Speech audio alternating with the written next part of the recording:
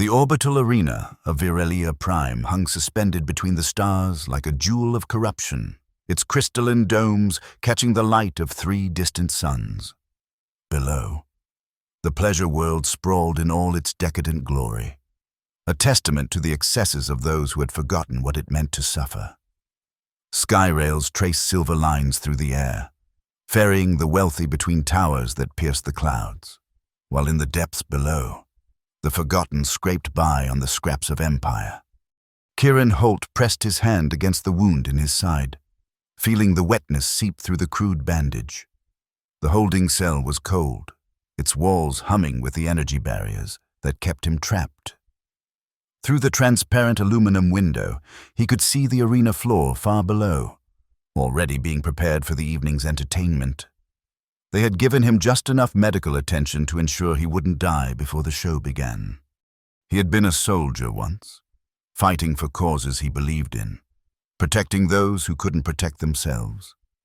Now he was reduced to this: entertainment for the masses, a wounded animal to be wagered upon. The betrayal still burned hotter than the plasma wound in his side. Someone had sold him out, delivered him to Virelia Prime in chains. He needed to survive long enough to find out who. High above in the VIP gallery, Zara Lavan stood motionless beside her master's throne, her emerald skin catching the ambient light in ways that made observers pause mid-conversation. The Viridian's beauty was legendary, even among a species known for their ethereal appearance. But it was her gift that made her truly valuable. The psychic empathy that flowed through her people like blood through veins had been twisted into a tool for her owner's amusement. High Lord Duran Voss lounged in his seat, fingers drumming against the armrest as he surveyed his domain. The arena was his creation, his masterpiece of entertainment and profit. Tonight would be special. He had made sure of that. "Tell me what you sense, my dear," Voss commanded, not bothering to look at Zara.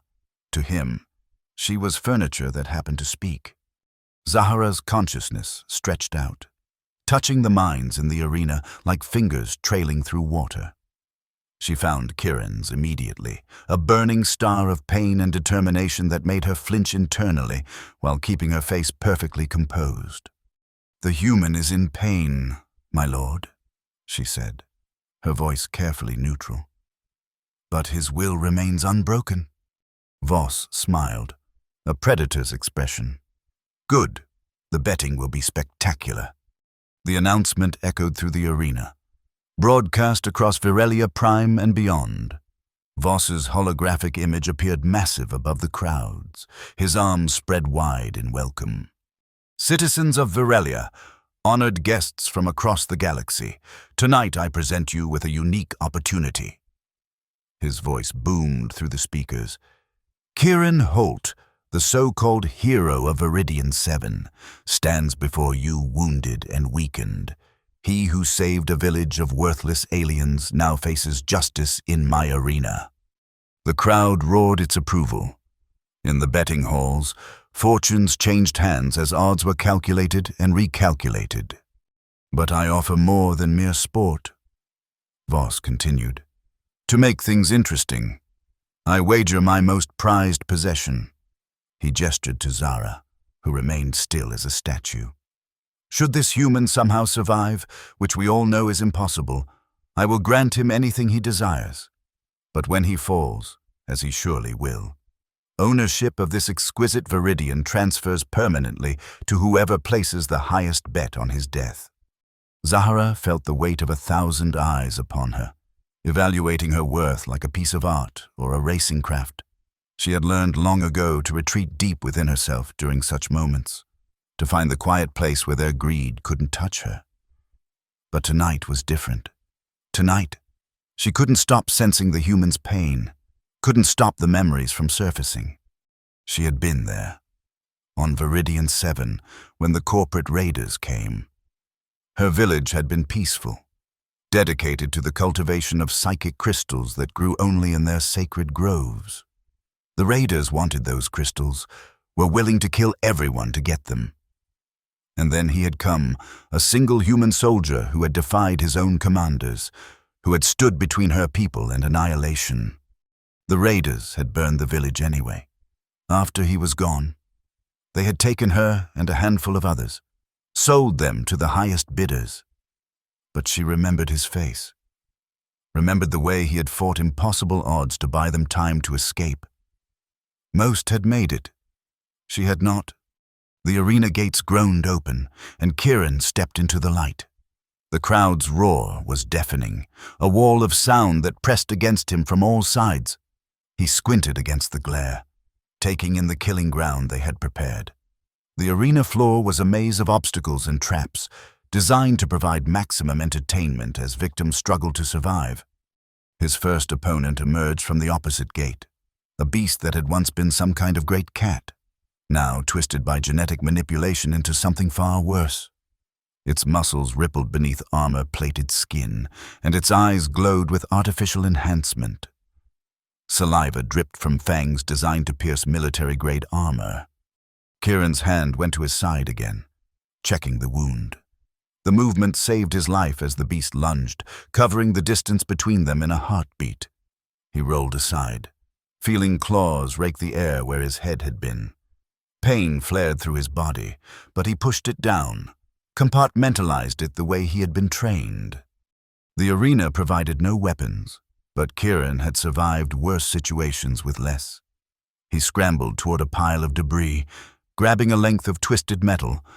It wasn't much, but it was better than bare hands. The beast circled him, learning his movements, testing for weakness. When it lunged again, Kieran was ready. He dropped to one knee, ignoring the spike of agony from his wound, and drove the metal shard upward. The beast's own momentum carried it onto the makeshift spear, and its roar of pain shook the arena. But it wasn't dead. These creatures were designed to take punishment, to provide extended entertainment. It pulled back, the metal still protruding from its chest, and attacked with renewed fury.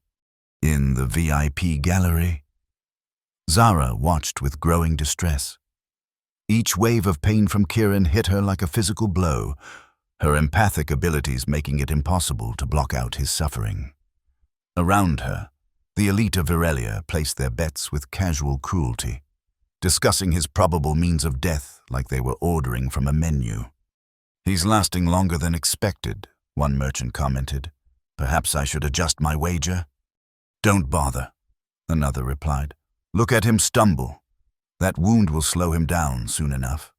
Zahara's hands clenched at her sides, the only outward sign of her inner turmoil. She could feel Kieran weakening, feel his life force flickering like a candle in the wind. Without conscious thought, her mind reached out, touching the arena's systems. The Viridians had not always been slaves. Once, they had been among the galaxy's most advanced civilizations, their psychic abilities allowing them to interface with technology in ways others could only dream of. That knowledge had been suppressed, beaten down, but not destroyed. In her deepest core, Zara remembered. A maintenance drone, scheduled to clean the arena after the fight, activated prematurely. It buzzed across the arena floor, directly into the beast's path. The creature stumbled, just for a moment, but it was enough. Kieran seized the opportunity, grabbing another piece of debris and driving it deep into the beast's eye. This time, it fell and did not rise. The crowd erupted in mixed cheers and boos. Some had won their initial bets, others had lost. But this was only the beginning. Voss leaned forward in his throne, eyes narrowing. "Interesting," he murmured. "Very interesting." More gates opened. More beasts emerged. Each one was designed to exploit a different weakness, to test a different aspect of survival. Kieran fought them all, using the arena itself as a weapon. He turned their strength against them, used the traps meant for him to ensnare his opponents. And each time he faltered. Each time death seemed certain. Something would happen. A power coupling would overload, stunning an attacker. A section of floor would give way, dropping a beast into the maintenance tunnels below. Small things, easily dismissed as coincidence or luck. But Voss had not risen to his position by ignoring patterns. "My dear Zara," he said conversationally, not turning to look at her. "You wouldn't be interfering with my entertainment, would you?" "No, my lord," she replied, keeping her voice steady through sheer force of will. "Good, because you know what happens to slaves who disappoint me." His hand moved to the control bracelet on his wrist, the one linked to the neural collar around her neck. "I would hate to have to remind you." Pain lanced through her head, just a warning pulse, but enough to make her vision blur. She bit back a gasp, forcing herself to remain still. Below, Kieran fought on, unaware of the silent battle being waged above him. Hours passed. The arena floor was littered with the corpses of failed experiments and broken machines. Kieran had survived them all, though each victory cost him. His movements were slower now, his breathing labored. The wound in his side had reopened, painting his torn shirt crimson. The crowd had grown quiet, sensing that something unprecedented was happening. A wounded human should not have lasted this long. The betting halls were in chaos as odds shifted wildly. Voss stood, his perfect composure finally cracking. "Enough games," he declared. "Send in Thane." A collective gasp ran through the audience. Thane was Voss's personal champion, a former guardian of the core worlds who had been discharged in disgrace and rebuilt as a living weapon. 2.5 meters of enhanced muscle and integrated weapons. He had never been defeated. The arena floor trembled as Thane entered. Where the beasts had been wild and savage, he was controlled destruction personified. His movements were economical, precise. He didn't roar or posture. He simply walked toward Kieran with the inevitability of death itself. Kieran straightened, pushing exhaustion aside for what he knew would be his final fight. He had nothing left to give, no more tricks to pull. But he would not die on his knees. In the gallery, Zara felt his resolve like a flame in the darkness. It burned through her, igniting something she had thought long extinguished. This human, this stranger who had once saved her people, was prepared to die with dignity in this place of dishonor. She could not let that happen. The neural collar around her neck was a marvel of control technology, designed to punish any thought of rebellion. But it had one weakness. It was designed to control Viridians, to suppress their psychic abilities. It had never been tested against someone willing to turn those abilities inward, to use them not as a weapon but as a sacrifice. Zahra closed her eyes and reached deep into herself, to the place where her people's ancient knowledge lived. She thought of her grandmother, teaching her the old ways in secret. She thought of her village, burning. She thought of Kieran, standing alone against impossible odds. And she acted. Psychic energy poured from her, not in a controlled stream but in a flood. It slammed into Thane's neural systems, overloading the careful balance between man and machine. The champion stumbled, his perfect coordination failing. But the effort cost her. The neural collar activated, sending waves of agony through her nervous system. She collapsed, convulsing, blood running from her nose and ears. Voss leaped to his feet. "What have you done?" he roared. In the arena, Kieran saw his opportunity. Thane was on his knees, hands pressed to his head as conflicting signals tore through his augmented brain. Kieran approached cautiously, ready for a trap. But when he looked into the champion's eyes, he saw not rage but confusion, perhaps even fear. "Kill me," Thane whispered. "Please, before the programming reasserts. Kill me while I'm still me." Kieran hesitated. This wasn't the death he had expected to deal or receive. But before he could decide, Thane lunged, not at him, but at the arena wall. The champion's enhanced strength shattered the barrier, revealing the maintenance tunnels beyond. "Go!" Thane gasped, fighting against his own body as the programming tried to reassert control. Find out why you're really here, Voss. He's not what he seems. The war. It's all about the war. Security forces were already flooding the arena, but Kieran didn't hesitate. He dove through the gap, ignoring the pain that flared through his wound. Behind him, he heard Thane's roar as the programming finally won, followed by the sound of energy weapons. The tunnels were a maze, but Kieran had studied places like this his entire military career. He moved on instinct, always choosing the path that led up. He needed to reach the VIP levels, needed to find answers. He emerged in a service corridor, alarms blaring around him. Through a transparent wall, he could see the gallery in chaos, and there, at the center of it all, he saw her. Zahra lay crumpled on the floor, her body still twitching from the neural collar's punishment. Voss stood over her, rage twisting his features into something inhuman. Even from this distance, Kieran could feel the connection between them, could sense that she had been the one helping him. "You saved me," he whispered. The window between them was reinforced, designed to withstand direct weapons fire, but the arena had taught him that everything had a weakness. He found it in a maintenance panel, overloading the power distribution node. The window flickered and failed. He crashed through, landing hard on the gallery floor. The elite scattered like frightened birds, their bodyguards too surprised to react immediately. Kieran had eyes only for Voss. "Let her go," he commanded, struggling to his feet. Voss laughed, a sound devoid of humanity. "The hero arrives. Tell me, Holt, do you know why you're really here? Do you know what you stumbled onto on Viridian 7? "I know you ordered the massacre of civilians," Kieran replied, moving closer. "I know you're a war criminal." "War criminal? I'm a patriot." Voss's carefully cultivated image was crumbling, revealing the madness beneath. The Viridians were developing weapons, psychic weapons that could destroy entire fleets. I did what was necessary to protect humanity. They were growing crystals for meditation, Kieran said quietly. "I saw the intelligence reports. You lied to start a war. A war we need, don't you see?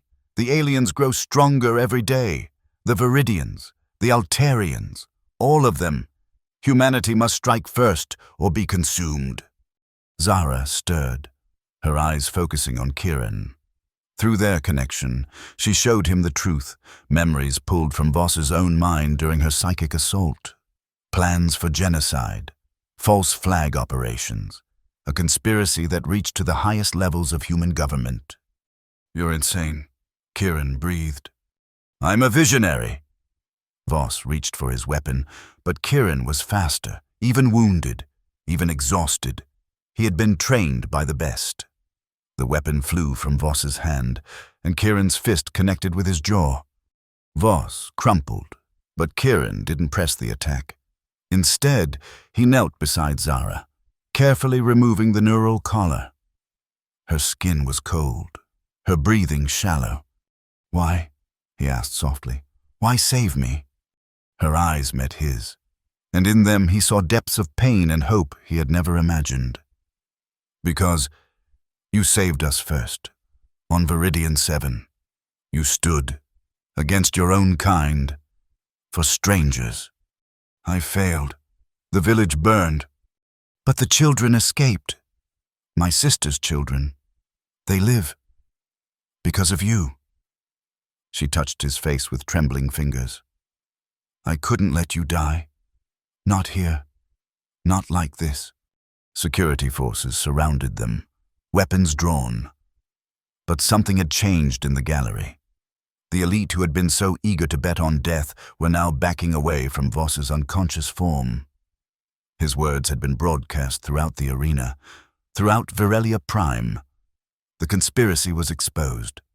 "Stand down," a voice commanded. Kieran looked up to see a woman in judicial robes entering the gallery. "I am Arbitrator Celine Chen of the Galactic Tribunal. We've been investigating Lord Voss for some time. Your survival and his confession have given us what we needed." The security forces lowered their weapons. Medical teams rushed in, moving to tend to both Kieran and Zara. But Kieran refused to let go of her hand. "What happens now?" he asked. The arbitrator looked at them with something that might have been compassion. "Justice, Mr. Holt. Long overdue justice. Lord Voss will stand trial for his crimes. The conspiracy will be exposed. And you?" She paused, considering. "You've won his wager. By the laws of Virelia Prime, you may claim anything you desire." Kieran didn't hesitate. Her freedom, complete and unconditional. "Done." The arbitrator made a notation on her datapad. "As of this moment, Zara Levan is a free citizen of the galaxy." Zahara's eyes widened, tears flowing freely now. For so long, freedom had been a dream she didn't dare voice. Now it was real. As real as the warmth of Kieran's hand in hers. The weeks that followed were a blur of testimony and revelation. Voss's trial became the most watched event in galactic history. One by one, his co-conspirators were exposed and arrested. The planned war was averted, replaced by a new era of cooperation between species. Kieran's wound healed slowly but surely. Zara stayed by his side throughout his recovery, their bond deepening with each passing day. They spoke of the past and the future, of loss and hope. "What will you do now?" Kieran asked one evening as they watched the sunset from a hospital balcony. "I want to go home," Zara said simply. "To Viridian 7. To help rebuild." She looked at him, uncertainty in her eyes. Would you come with me?" Kieran thought of his old life, of the military career that had defined him for so long. Then he thought of the village he had tried to save, of the children who had survived because of his actions. Perhaps it was time to fight a different kind of battle. "Yes," he said. "I'd like that." They left Virelia Prime on a clear morning, boarding a transport bound for the Viridian system. The pleasure world grew small behind them, its lights fading into just another star among millions. Ahead lay a world scarred by conflict but not broken, a place where the work of healing could begin. As the ship entered hyperspace, Zara rested her head on Kieran's shoulder. Through their empathic link, he felt her emotions, gratitude, hope, and something deeper that neither of them was quite ready to name. "Thank you," she whispered. "For what?" "For reminding me that there are still those who will stand against injustice, no matter the cost." Kieran thought of the arena, of the moment when he had faced certain death. He thought of Zara, risking everything to help a stranger. He thought of Thane, fighting against his own programming to give them a chance. "We saved each other," he said finally. The stars streaked past outside their window, each one a sun that warmed worlds they would never see. But somewhere among them was Viridian 7, waiting.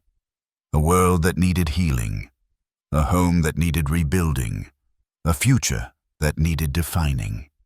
They had both been slaves in their own ways, Kieran to duty, Zara to chains. Now they were free, bound only by the choices they made and the bonds they forged. It was terrifying and exhilarating in equal measure. "Tell me about your world," Kieran said. "Tell me about the Viridian groves and the crystal gardens. Tell me about your people's songs and stories." So Zara did, her voice painting pictures of a world he had glimpsed only briefly. She spoke of trees that sang in the wind, of crystals that grew in harmony with thought and emotion. She spoke of a people who had chosen cooperation over conquest, who had developed technology that worked with nature rather than against it. "We were not warriors," she said. "Perhaps that was our weakness. We believed that our gifts would protect us, that others would see the value in what we offered rather than seeking to exploit it." "Maybe that's not weakness," Kieran suggested. "Maybe that's the kind of strength the galaxy needs more of." She smiled. the first truly unguarded expression he had seen from her. Perhaps you're right. Perhaps that's why we must rebuild, not just our homes, but our hope. The journey to Viridian 7 took 3 weeks. During that time, Kieran and Zara shared their stories, their fears, their dreams. She taught him basic Viridian meditation techniques, helping him process the trauma of his captivity and torture. He taught her human resilience, the art of finding humor even in darkness. By the time they reached the Viridian system, they were no longer strangers bound by circumstance. They were partners, united in purpose, if not yet fully defined in relationship. The planet hung before them like an emerald jewel, its surface scarred by the raids but still vibrantly alive. As their shuttle descended through the atmosphere, Zara pressed her face to the window, drinking in the sight of home. "It's still beautiful," she breathed. They landed in what had once been her village. The burnt buildings had been cleared away, and small structures were rising in their place. Viridians moved among the construction, their graceful forms bent to the work of rebuilding. As Zara stepped off the shuttle, a cry went up. Suddenly she was surrounded by her people, embraced and wept over. They had thought her dead, another casualty of the raids. Her return was a miracle, a sign that not all was lost. An elderly Viridian approached, her movements slow but dignified. Zara dropped to her knees. "Elder grandmother," she whispered. "Rise, child," the elder said, her voice like wind chimes. "You bow to no one, not anymore." Her ancient eyes turned to Kieran. "And you are the human who stood for us." "I tried," Kieran said. "I'm sorry I couldn't do more." "You did what others would not. You saw us as people worth saving. That is more than enough." She gestured to the rebuilding village. "Will you stay? Will you help us heal?" Kieran looked at Zara, saw the hope in her eyes. "If you'll have me, yes." The months that followed were hard, but rewarding. Kieran threw himself into the physical work of rebuilding, his military engineering training proving invaluable. But more than that, he became a bridge between the Viridians and the human aid organizations that began to arrive. His presence, his story, helped break down barriers. Here was a human who had sacrificed everything for Viridians, who had suffered in the arena rather than betray his principles. It gave both species a new narrative, one of cooperation rather than conflict. Zahra worked to restore the crystal groves, using her psychic abilities to coax new growth from traumatized soil. The crystals were more than just valuable resources. They were the heart of Viridian culture, focal points for their collective consciousness.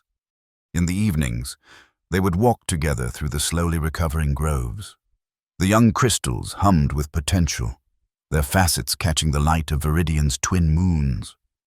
"Do you miss it?" Zara asked one night. "Your old life?" Kieran considered the question. "I miss the certainty," he admitted. "In the military, you always know your mission, your purpose. Here," he gestured at the peaceful scene around them. "Here, I'm making it up as I go." "Is that bad?" "No. It's terrifying and wonderful at the same time." He took her hand, marveling at how natural the gesture had become. "I was a weapon, Zara, trained to destroy, learning to build instead. It's the hardest thing I've ever done, and the most important." She squeezed his hand. "You were never just a weapon. A weapon wouldn't have cared about a village of aliens. A weapon wouldn't have refused to kill for sport. And you were never just a slave," he replied. "A slave wouldn't have risked everything for a stranger." They stood together in comfortable silence, watching the crystals pulse with gentle light. Around them, the night sounds of Viridian 7 played a symphony of renewal. Creatures that had fled during the raids were returning. Life was reclaiming what violence had tried to steal. A year passed, The village grew into a small town, then a thriving community. Other survivors returned, drawn by stories of successful rebuilding. Trade resumed with neighboring systems. The crystal groves flourished, their output exceeding pre-raid levels. Kieran found himself appointed as liaison between the Viridian settlement and the Galactic Reconstruction Authority. It was a role he had never imagined for himself, but one he grew into with Zara's support. She, in turn, became a voice for the voiceless, using her story to advocate for stronger protections for vulnerable populations. Her speeches at the Galactic Assembly moved even the most cynical politicians to action. They were in the Crystal Grove one evening, preparing for the Festival of Renewal, when Zara suddenly stopped walking. "What is it?" Kieran asked, concerned.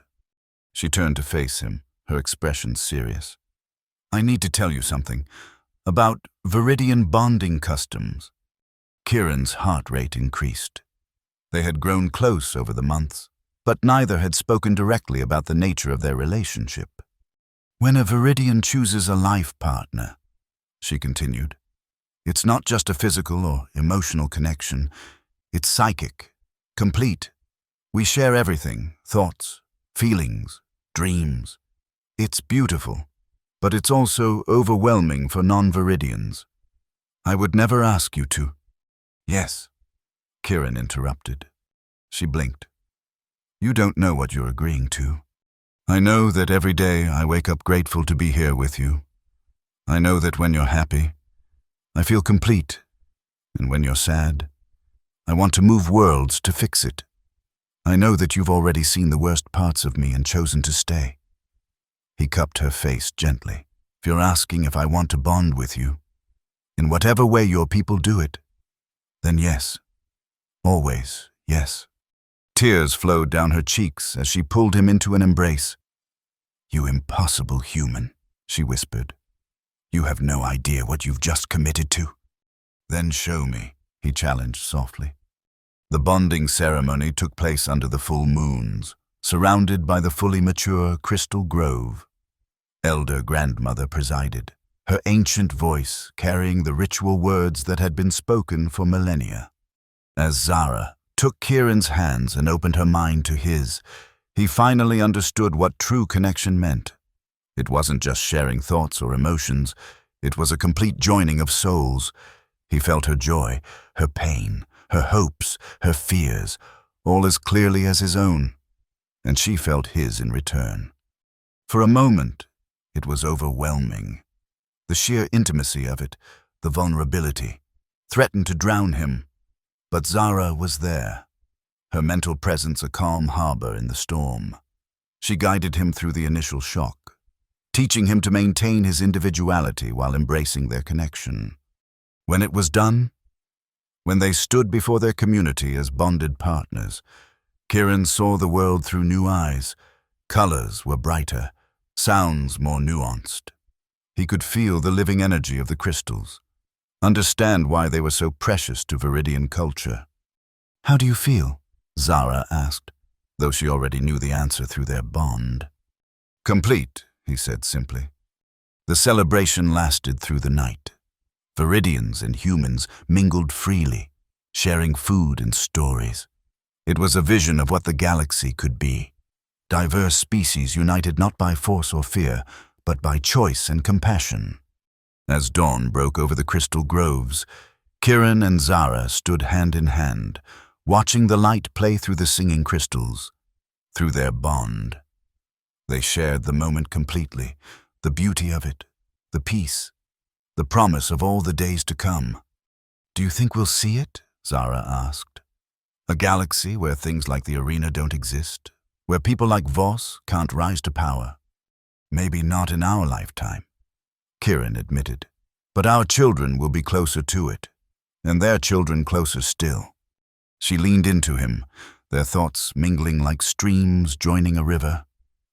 "Then we'd better get started on those children." He laughed, the sound rich with joy and possibility.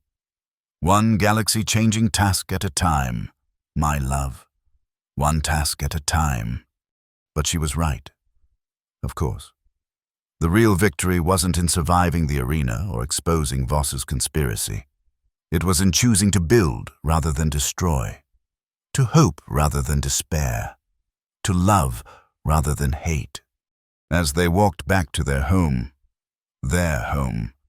how wonderful those words sounded. Kieran reflected on the journey that had brought them here, from a wounded soldier in an arena to a partner in rebuilding a world. From a slave performing for her master's amusement to a free woman shaping the future of her people. They had bet everything on each other, and they had won more than either could have imagined.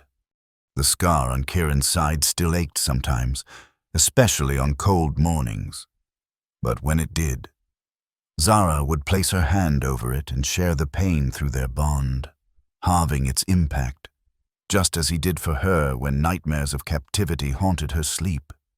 That was the true strength they had found, not in violence or spectacle, but in the simple act of bearing each other's burdens, in choosing compassion over cruelty, connection over isolation, hope over despair.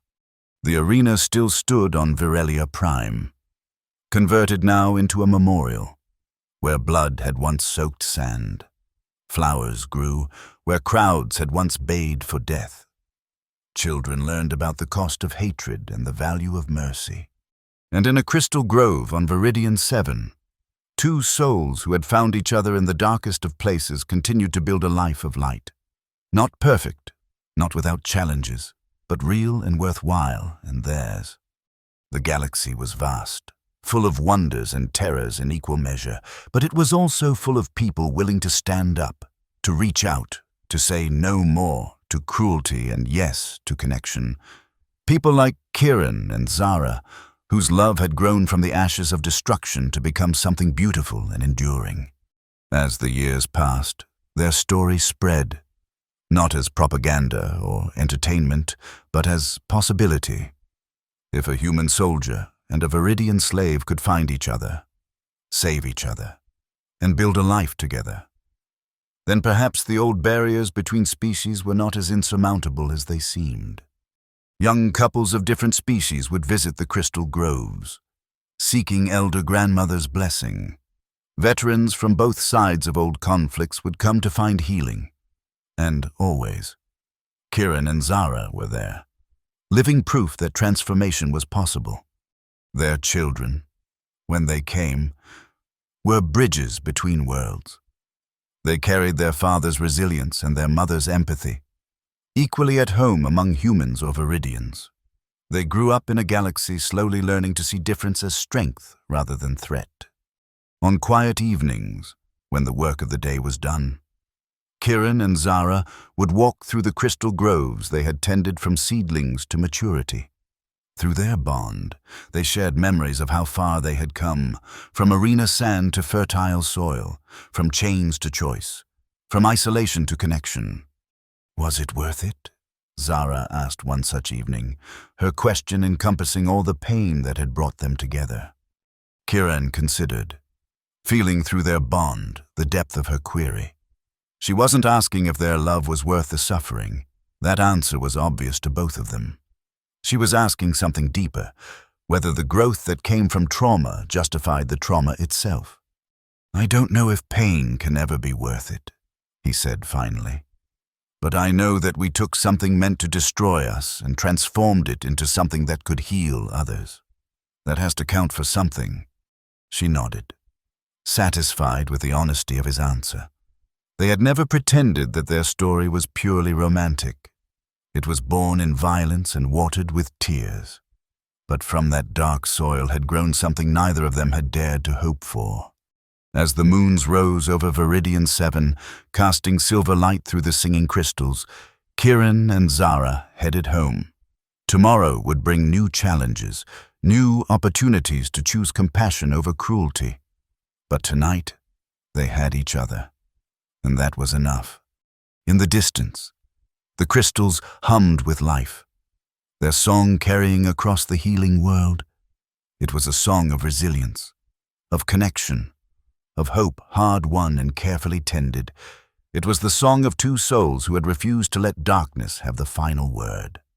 And in that refusal, In that choice, repeated daily, to build rather than destroy, lay the true victory, not in the arena where they had met, but in the life they had built from its ashes, a life that proved, with every passing day, that love was the greatest rebellion of all. The wounded human had not lost. The beautiful alien was no longer a slave. Together, they had won something far more valuable than any wager. They had won the right to define themselves, to write their own story, to choose their own fate. And in a galaxy slowly learning to heal from its own wounds, that choice rippled outward like light through crystal, showing others the way home.